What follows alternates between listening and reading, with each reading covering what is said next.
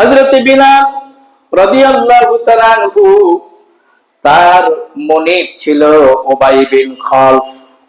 উবাই বিন খালফ বিলাল রাদিয়াল্লাহু তাআলা আনহুকে ইসলাম গ্রহণ করার কারণে তাকে শাস্তি দিলেন।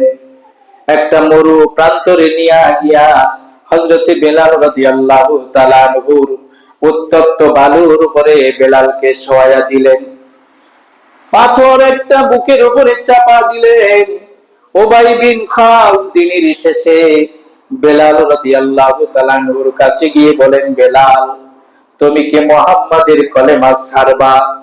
যদি তুমি মুহাম্মাদের কলেমা ছেড়ে দাও, যদি তুমি আমাদের দেব দেবীকে মানো, পাথর শুধু তোমার বুকের উপর থেকে সরে যাবে না, হাত করাটাও তোমার হাত থেকে খুলে যাবে।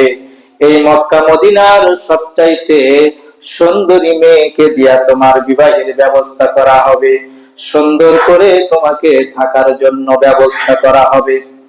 হযরত বিলাল রাদিয়াল্লাহু তাআলা আনহু সেই সময় কি বলেছিলেন, ইতিহাসের স্বর্ণাক্ষরে সেই কথাটা লেখা রয়েছে, বলেন সুবহানাল্লাহ।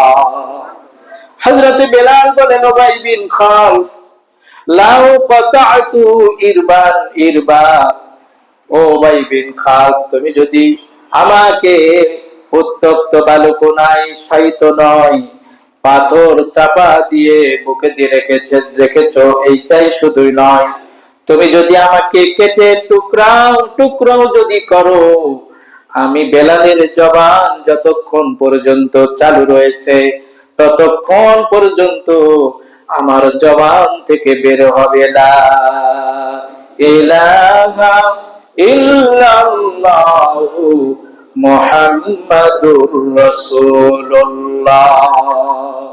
এটা ছিল নবীজির হাদিস।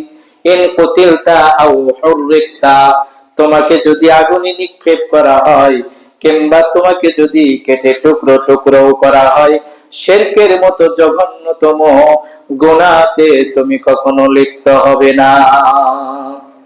এজন্য শিরকের বড় ধরনের গুনাহ বেলাল রাদিয়াল্লাহু তাআলা আনহুর সেই কঠিন মুহূর্তে পার্শ্ব দিয়ে যাচ্ছিলেন হযরত আবু বকর সিদ্দিক রাদিয়াল্লাহু তাআলা আনহু।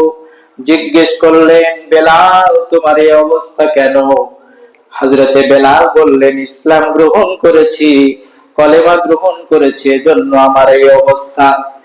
উবাই বিন খালফকে ডেকে হযরতে আবু বকর সিদ্দিক বললেন, উবাই বিন খালফ, বেলালকে তুমি ছেড়ে দিবা, মুক্ত করে দিবে, কয় লক্ষ তুমি দিরহাম নিবা? হযরতে বেলাল রাদিয়াল্লাহু তাআলা আনহুকে কয়েক শত দিরহামের বিনিময়ে আবু বকর সিদ্দিক রাদিয়াল্লাহু তাআলা আনহু তাকে মুক্ত করে দিয়েছিলেন, বলুন আলহামদুলিল্লাহ। সেই মানুষটির মর্যাদা এত বেশি আল্লাহ পাক বাড়ায়া দিয়েছিলেন, ইসলামের প্রথম মুয়াজ্জিন হলেন, মসজিদে নববীতে আযান দিতেন, আল্লাহর ফেরেশতারা আরশে আজিমে বেলালের আযান শুনে শুনে কাতার বন্দী হয়ে নামাজ পড়তো। আল্লাহর নবীর একজন সাহাবী বলেন, বেলাল রাদিয়াল্লাহু তাআলা আনহু মানুষের সামনে কাপড় খুলতেন না। একদিন তিনি যখন কাপড় খুললেন, আমরা লক্ষ্য করে দেখলাম বেলালের সম্পূর্ণ শরীর যেন পোড়া পোড়া চিহ্ন দেখা যায়। জিজ্ঞেস করলাম, বেলাল, এই অবস্থা তোমার কেন?